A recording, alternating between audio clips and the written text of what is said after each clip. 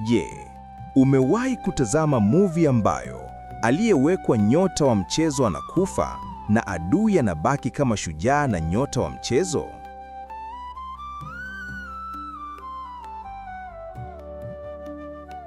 Ni mji mdogo wenye sheria yake, na kabla ya maendeleo ya sayansi na teknolojia, wakazi wake walithibitisha kuwepo kwa amani na utulivu. Ila pesa ilipoingia kwa njia ya bahati mbaya, mji ukageuka makaburi ya yoyote ambaye upande wa sarafu umemwangukia.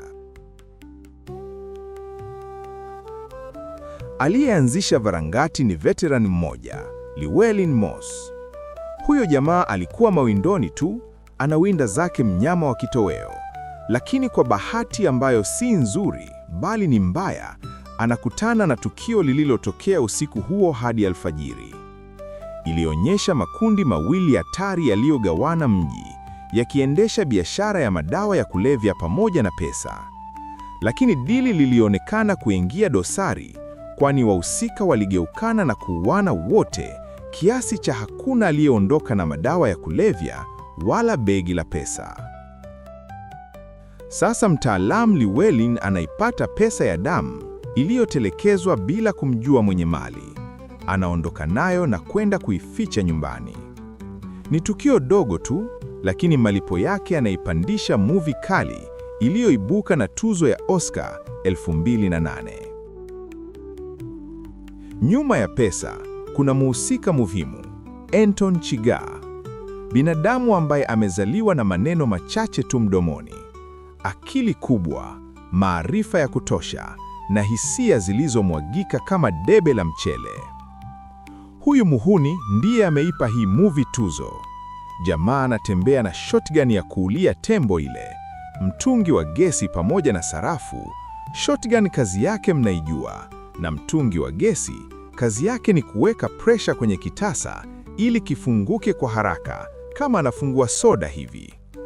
Na hiyo sarafu au coin ni shilingi ya bahati. Akikukuta na atahisi huna hatia, anairusha juu na kuishika.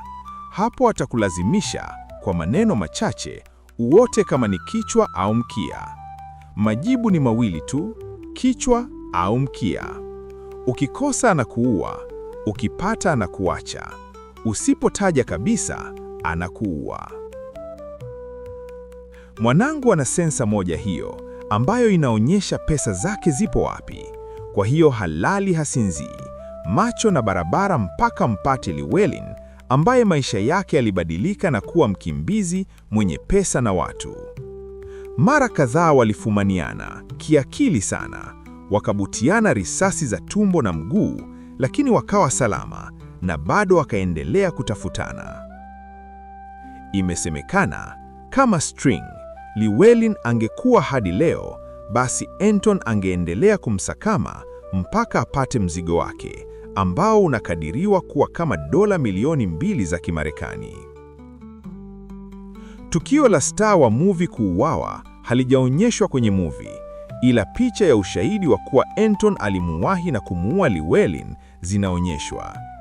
Anton anaua wote waliomzunguka Llewellyn, kisha yeye anabaki salama na kuondoka akiwa na jeraha mkononi tu. Kama unavyoshangaa wewe, nami nilishangaa vivyo hivyo.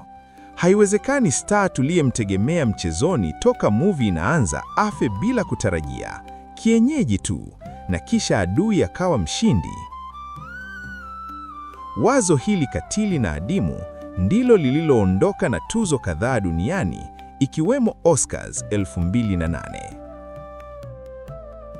Filamu hii ilikuwa na lengo la kufahamisha umma kuwa unaweza kuwa bora na ukafa, na unaweza kuwa bora zaidi na ukafa vile vile. Maisha hayana maana. Unaweza kutafuta na ukapata, na unaweza kutafuta hadi unauafa na ukose. Hata mzee wetu Ed kwenye movie hii anathibitisha kuwa maisha ya zamani aliyoyashuhudia si kama sasa. Watu wa sasa hawana huruma, wamechafuka, tamaa mbele, visasi na chuki mbele vimefanya kama mazoezi ya kila siku ya binadamu. Lakini Kamanda Ed, mzee wetu huyu, anaamini kuwa ipo siku ukombozi utakuja. Mwema atakuwa mwema na mbaya atakuwa mbaya. Hii ni No Country for Old Men 2007. Mimi ni mkandarasi.